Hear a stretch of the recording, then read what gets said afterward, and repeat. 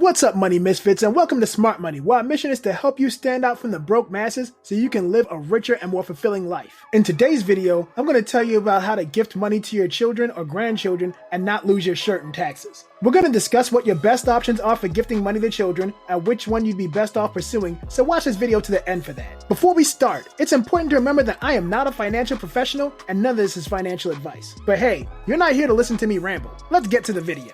Baby bust? Millennials are putting off starting families and having children at later ages than our parents did. It's said that this trend will likely cause all kinds of potential socio-economic problems in the future. Yes, blame the unluckiest generation in US history, the generation who lived through cyberbullying, school shootings, 9/11, 2 once-in-a-lifetime recessions, a generation of war, $1.6 trillion of student loan debt, and a worldwide illness so devastating you can't even talk about it on YouTube, but why things might not go as well in the future for someone else. But despite that, some of you are still bringing new life into this world, and that's beautiful. I'm an elder millennial, and quite a few of the women I went to high school with and worked with got pregnant during the pandemic. Now, many of you are receiving monetary gifts from friends and family and wondering, how can you use this money to create a better life for your child or children? Or you're on the other side of the coin and you have a loved one who has had a baby or is looking to have one in the near future, and you're wondering what's the most financially responsible way you can contribute to that child's life. If you find yourself in either of these groups, keep watching. Challenges gifting money to children. If you have the means to start your children out on the right foot financially, you can gift as much as $14,000 each year to each child or as many individuals as you choose without incurring any tax penalties.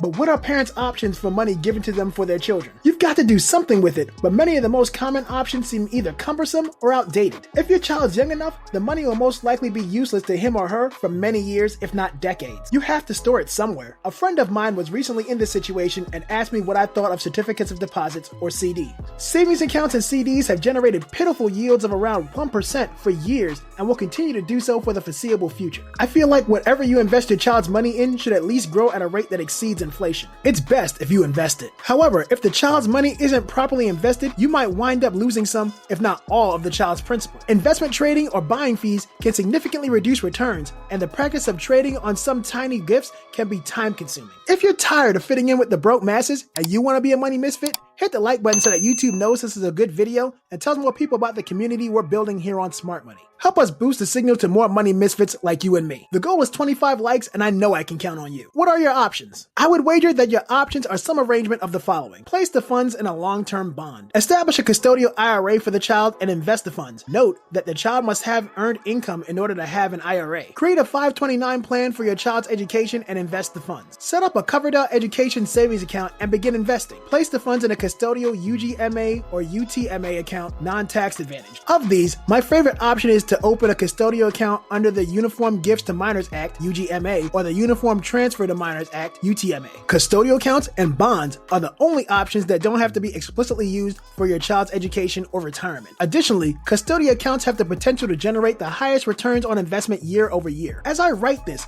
bond interest rates are somewhere between 0.04% for a 3-month government bond to 1.96% for a 30-year government bond. Meanwhile, a custodial account will have returns that match whatever the custodian directed the bank, brokerage, or mutual fund to invest in. A well-versed custodian can simply invest in a fund that matches the S&P 500, generating 10% yearly returns on average over the past 100 years for the child. What you need to know about custodial accounts. Simply inform a bank, brokerage firm, or mutual fund provider that you wish to open one of these accounts. You'll be given a standard form to complete. An adult must be designated as the account's custodian. This might be you, your spouse, or a trusted friend or relative. The custodian has the authority to invest and withdraw money for the benefit of the child, but the funds cannot be used to pay for things that are considered parental support responsibilities. Any income used to sustain the child can be considered taxable income by the parent. The account earnings will be taxed to the child, but Congress has created a special Kiddie Tax Laws to govern this. We'll get back to Kiddie Tax Laws later on. When the child reaches the age of majority, which is typically 18 or 21, he or she gains full ownership of the money in the account. Your contribution is final. You cannot lawfully take it back under any circumstance, including financial hardship. Parents should select their custodian very carefully. If you are both donor and custodian and die before the kid reaches the age of majority, your gift will be included in your estate for federal tax reasons. For the vast majority of people, this is irrelevant because their estates are not substantial enough to be subject to federal estate estate tax. However, if your estate is worth millions of dollars, you should select someone other than yourself as custodian. By the way, if you're tired of fitting in with the broke financial masses, write Money Misfit in the comment section. I'll do my best to reply to every comment I get. Custodial account versus trust fund. A trust allows you to leave money to your children while managing how it's invested, spent, and delivered to them. Testamentary trusts go into effect at your death and can be amended or revoked while you're still living. While you're alive, a revocable living trust is in effect. A revocable trust allows you to transfer ownership of any property while retaining control, in the meanwhile, potentially resulting in income and inheritance tax benefits. You select the trustee and decide what happens to the funds deposited in the trust. Unlike custodial accounts, money held in the trust does not have to be transferred to the beneficiary at a certain age. You have the option of turning it all over when your child reaches the age of 21 or spreading the payments out over the child's adult life. Use your child's social security number as the tax identification number for any accounts that you open for him or her. This ensures that the child will be taxed on the interest. Kiddie tax laws. To prohibit parents from transferring assets to their children in order to minimize their own tax bill, Congress enacted kiddie tax laws. This is how it works. Children are exempt from paying taxes on the first $1,050 of investment income, such as interest and dividends. The following $1,050 is taxed at the kid rate, which is likely 10% as it's the lowest tax bracket. A child's investment income over $2,100 is taxed at the parent's presumably higher rate, as high as 39.6% in 2015. When the kiddie tax was implemented, it was inapplicable when a child reached the age of 14. However, Congress has gradually increased the age. The kiddie tax now applies to children under the age of 19 and full-time students under the age of 24, unless they make enough money from a job to cover more than half of their expenses. Ended it here. If you're interested in getting cool stuff and great educational materials, take a look at the affiliate links in the description. They're a great way to help support the channel. If you choose to use them, I will be compensated, but at no extra cost to you. Check out these videos on your screen on how to be a money misfit and improve your finances. If you like this video, hit the like button so the algorithm promotes our video to other money misfits like us. If you're tired of fitting in with the broke masses and you want to be a money misfit, subscribe to the channel and share the video with your friends. Thanks for watching, and I'll see you in the next video.